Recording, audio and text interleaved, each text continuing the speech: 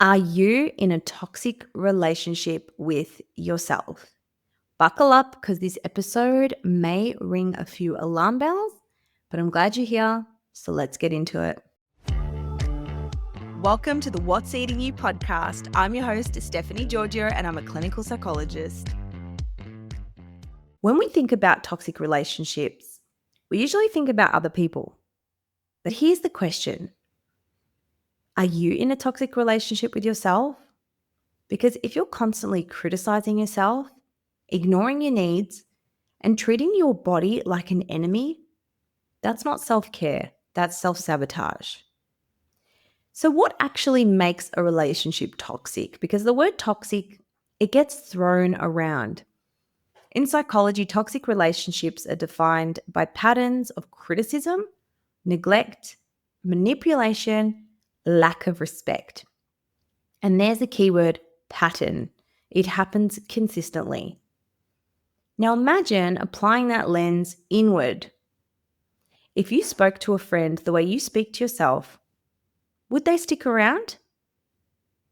If you fed a child the way you don't feed yourself, would that be healthy or harmful? I'm going to go through the 6 signs that you might be in a toxic relationship with yourself. And this is not a clinical diagnosis, but just informative. I'm going to explain why this happens and what you can do to start to heal your self relationship. Make sure you follow and like the podcast. Click the stars if you're on Spotify, because the more people we can reach, the better. And if you have a friend who is constantly criticizing themselves, neglecting their self-care, and not taking care of their own needs, send this to them. And if you're that friend that's listening, please thank your friend who sent this to you. They really care about you. And if you're listening to this yourself, that's a great start of taking care of you. Right. The signs that you might be in a toxic relationship with yourself. Number 1, negative self-talk.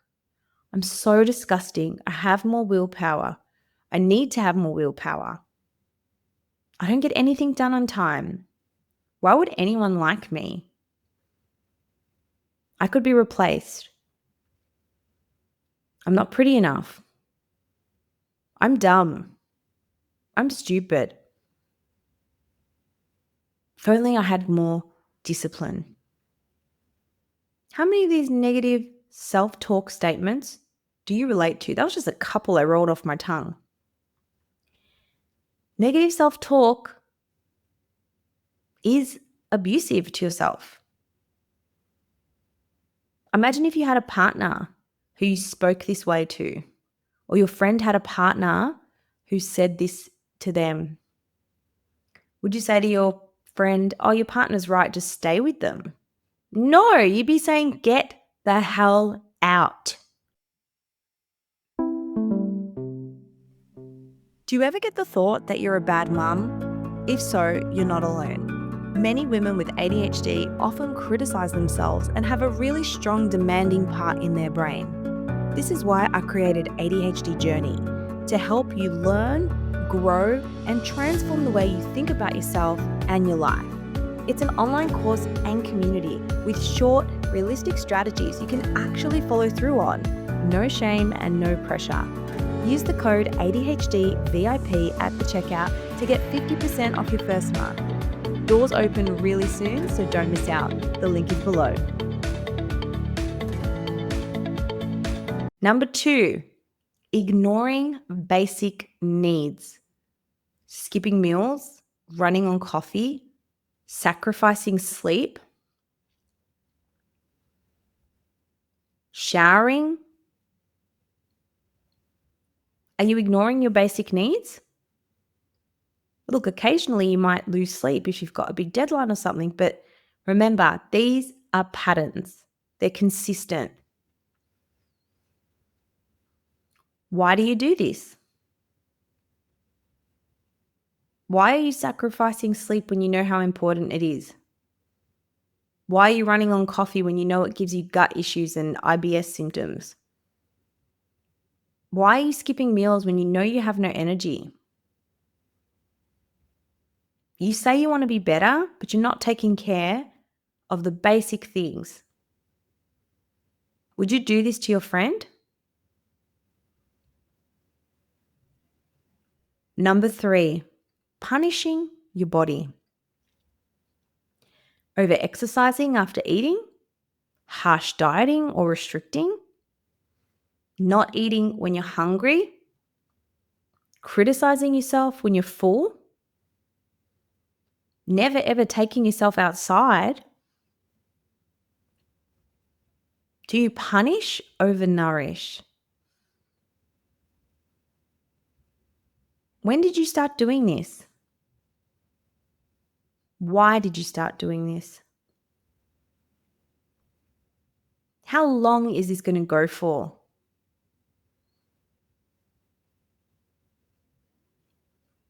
Four, abandoning boundaries.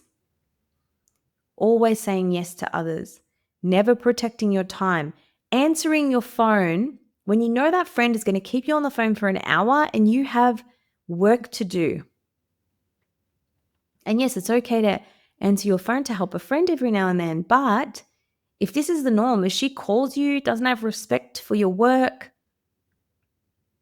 and you're late, you're losing deadlines because of this, you're abandoning your boundaries. When you know, that's it tonight, I'm going to have an early night, I'm going to be in bed at 10 o'clock. 10 o'clock comes, another Netflix episode, another reel, another TikTok video. What happened to going to bed early? When you abandon your boundaries, you abandon yourself. Would you abandon your child? 5, conditional self-worth. You only feel valuable when you're achieving. You tell yourself, oh, I can go for a walk only after I've done this amount of work. I'll only be happy when I've achieved this promotion. I'm only happy when the scale goes down. Your happiness is conditional. Whereas you are valuable despite what you are achieving. You are valuable at all stages and shapes of your body. These 5 traits are the hallmarks of self-toxicity. How toxic are you? Out of all of these 5, comment on this podcast. You can now leave comments. Did this resonate with you? Why does this happen? From a psychological perspective, this often stems from internalized criticism. Voices from your parents, your peers, or society that you've absorbed like a sponge and made your own. This wasn't your voice. Who was it? Your mum? Your dad? A teacher? This is called self-objectification theory, where you view your worth based on how others see you, not how you actually feel. And over time, the more you have these thoughts,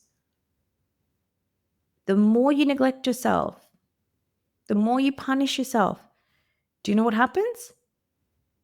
It becomes your inner dialogue.